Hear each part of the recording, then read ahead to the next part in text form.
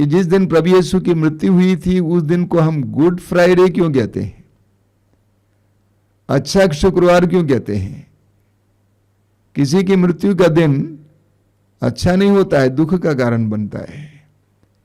यीशु की मृत्यु का दिन क्यों हमारे लिए अच्छा बनता है? क्योंकि यीशु हमारे लिए मरे, यीशु हमारे लिए मरे। कुरिन्थियों के पहले पत्र के अध्याय 15 में उसके वाक्य 1 से लेकर उसके वाक्य 1 से 4 तक संत पौलुस कहते हैं यही सुसमाचार है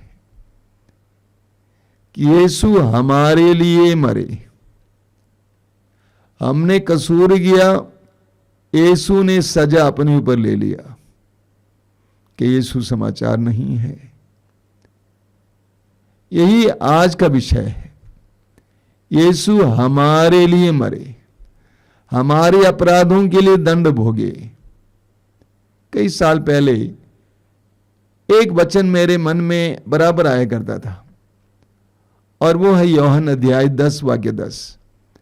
बराबर मैं इस पर मनन चिंतन भी किया करता था, वचन भी सुनाता था। यूहन्ना अध्याय 10 वाक्य 10 में प्रभु कहते हैं, चोर चुराने, नष्ट करने, मारने आता है, परंतु मैं इसलिए आया हूं कि उन्हें जीवन मिले, बल्कि परिपूर्ण जीवन मिले। प्रभु यीशु कहते हैं मैं इसलिए आया हूं कि उन्हें जीवन मिले, बल्कि परिपूर्ण जीवन मिले। यीशु हमें परिपूर्ण जीवन देने के लिए आए,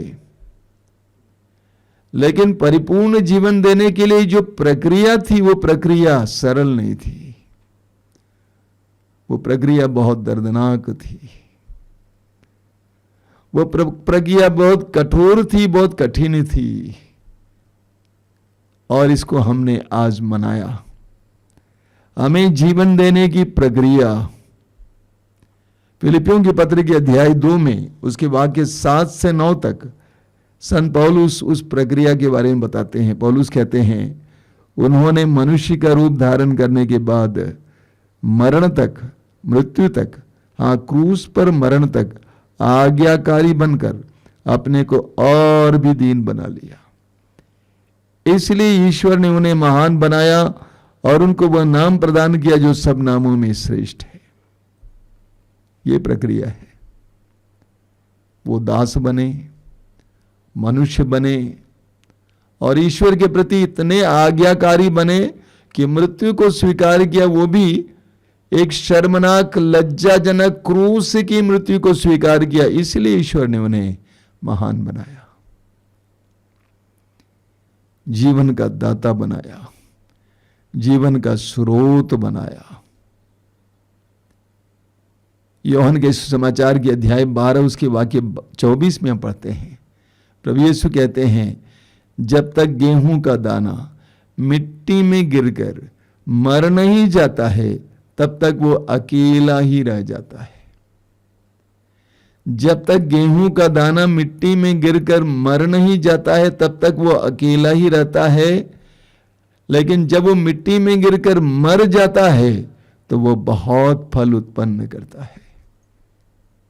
आप सभी जानते हैं गेहूं के दाना या किसी भी दाने की बात लीजिए, जब तक वो मिट्टी में गिरकर मर नहीं जाता है तब तक वो अकेला ही रह जाता है। गेहूं के दाने को फल देने के लिए मिट्टी में गिरना पड़ता है, मिट्टी में घुल मिलना पड़ता है, मिट्टी में मरना सड़ना पड़ता है, उसका आकार मिट जाता है, उसका रूप और रंग मिट जाता है, लेकिन उसके बाद वो फल लाने के लिए एक पौधे को जन्म देता है। उस पौधे का रंग उसके रंग से बिल्कुल भिन्न है और उस पौधे के द्वारा वो बहुत फल प्रदान करता है। प्रभु यीशु वो गेहूं के दाने हैं। प्रभु यीशु वो गेहूं का दाना है जो मिट्टी में गिरकर मर गया, इस पापमय धरती पर गिरा, घुला मिला और मर गया, मर मिटा, जिसके कारण हमें जीवन मिल रहा है। इसायास नबी के ग्रंथ के अध्याय 53 में इसके बारे में वचन कहता है, भविष्यवाणी होती है। क्या लिखा हुआ है वाक्य 2 और 3 में, वह हमारे सामने एक छोटे से पौधे की तरह सूखी भूमि की जड़ की तरह बढ़ा। हमने उसे देखा था, उसमें न तो सुंदरता थी, न तेज और न कोई आकर्षण ही। वह मनुष्यों द्वारा निंदित और तिरस्कृत था, शोक का मारा और अत्यंत दुखी था। लोग जिन्हें देखकर मुंह फेर लेते हैं, उनकी तरह ही वो तिरस्कृत और तुच्छ समझा जाता था। मिट्टी में गिर गए, मरे सड़े। वाक्य 10 में लिखा हुआ है, प्रभु ने चाहा कि वो दुख से रौंदा जाए। वह दुख से रौंदे गए, वह दुख से रौंदे गए। उन्होंने हमें जीवन देने के लिए अपने आप को शून्य बनाया। जिस तरह गेहूं का दाना मर मिटता है, पूरी तरह से अपने आप को शून्य बनाता, उसी तरह यीशु हमारे लिए शून्य बन गए, तुच्छ बन गए, हमें जीवन देने के लिए। यही आज के संपूर्ण विधियों का सारांश था। वे हमारे लिए अपने आप को शून्य बनाए। मत्ती के सुसमाचार के अध्याय 5 वाक्य 13 में प्रभु यीशु कहते हैं, तुम पृथ्वी के नमक हो। नमक का उदाहरण दिया जाता है। अन्यत्र भी प्रभु नमक के बारे में कहे। नमक क्या करता है? नमक किसी चीज को सुरक्षित रखता है, प्रिजर्वेशन करता है। नमक शुद्ध करता है, नमक स्वाद देता है। जरा सोचिए, आपने खाना बनाया, भोजन पकाया, सब्जियां बनाई, कोई भी पकवान बनाए, उसमें नमक ना हो तो फीका हो जाता है। नमक स्वाद देता है, लेकिन नमक को किसी चीज को सुरक्षित रखना है, बचाना है, किसी चीज को शुद्ध करना है, स्वाद देना है, तो नमक को मर मिटना पड़ता है, नमक को गलना पड़ता है। नमक गल जाता है, लेकिन उस चीज की सुरक्षा होती है जिसकी सुरक्षा के लिए वो गलता है। उस चीज को स्वाद मिलता है जिसके लिए वो गलता है। नमक मर जाता है, मिट जाता है, घुल मिल जाता है, शून्य बनता है, तभी स्वाद मिलता है। यीशु वो नमक है जो हमारे लिए पूरी तरह से गल गए। यूहन्ना के सुसमाचार के अध्याय 15 वाक्य 13 में प्रभु यीशु ने कहा, इससे कोई प्रेम नहीं है, इससे बड़ा कोई प्रेम नहीं है कि एक मित्र अपने मित्रों के लिए अपने प्राण अर्पित कर दे। इससे बड़ा कोई प्रेम नहीं है कि एक मित्र अपने मित्र के लिए प्राण अर्पित कर दे, अपने मित्रों के लिए प्राण अर्पित कर दे। प्रभु यीशु ने 2000 वर्ष पहले यही किया। आज के संपूर्ण दिन की विधियों में हमने यही सुना।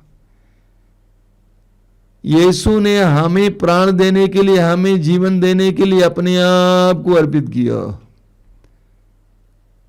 अपने को शून्य बनाया।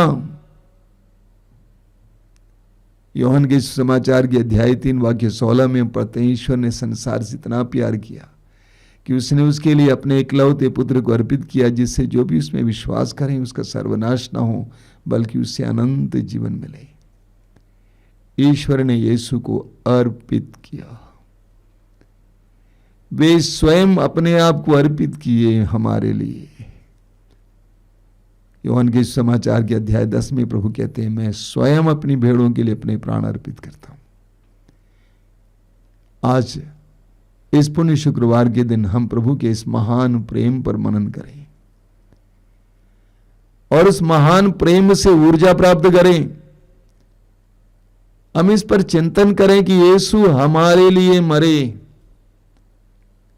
हम यीशु से जीवन प्राप्त करें, ऊर्जा प्राप्त करें, शक्ति प्राप्त करें, सामर्थ्य प्राप्त करें। आज इस पुण्य शुक्रवार को, इस गुड फ्राइडे को हम प्रभु से ईश्वर का प्रेम प्राप्त करें, वो हमारे लिए मरे। आइए हम प्रार्थना करें। प्रभु यीशु धन्यवाद देते हैं आज विशेष रूप से तेरे दुख भोग के लिए, तेरे बलिदान के लिए। वचन में लिखा हुआ है 2 कुरिन्थियों अध्याय 5 वाक्य 21 में, तेरा कोई अपराध नहीं था, लेकिन तू हमारे पापों में भागी बना। तेरे इस महान प्रेम के लिए धन्यवाद यीशु, धन्यवाद। हमें तेरे प्रेम की गहराई को अनुभव करने की कृपा दीजिए, जानने की कृपा दीजिए। हे यीशु, आज के संपूर्ण दिन में हमने तेरे दुख भोग के बारे में, मृत्यु के बारे में मनन चिंतन किया। तेरे उस महान प्रेम को अपने हृदय में रखने, उस पर मनन चिंतन करने की हमें कृपा दीजिए। तेरी स्तुति, तेरी आराधना, तेरी महिमा। धन्यवाद यीशु, तेरी स्तुति।